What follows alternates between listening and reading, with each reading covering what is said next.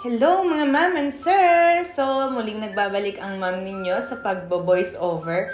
So, mga ma'am and sir, nakakita ako ng bulador na isda kung tawagin sa amin sa Batangas.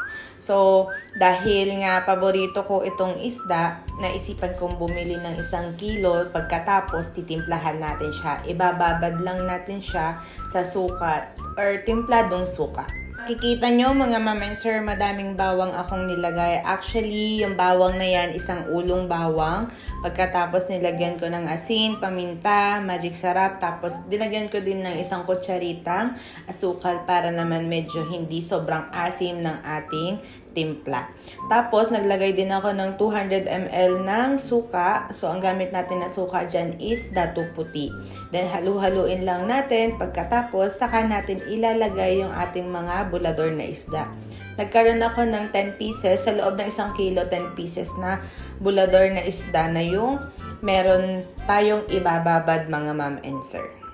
Itong isdang ito, sobrang paborito ko po mga ma'am and sir. Pag uuwi ako sa Pilipinas, lagi ko siyang request sa mama ko na magbabad siya ng ganyang isda kasi nga sobrang paborito ko siya. Binabad ko lang siya 24 hours bago ako magluto ng or magprito mga ma'am and sir. Pagkatapos, yun, sobrang sarap na ng kain ko. Tapos papartneran ko siya ng noodles. Yun yung pinakasabaw ko. Pagkatapos, sabi ko kay na Ma'am Karen, gusto nyo ba? Bigyan ko kayo. So binigyan ko sila ng 2 piraso tapos nakababad na. Hindi ko alam kung anong lasa. Hindi ko pa naririnig sa kanila kung anong feedback.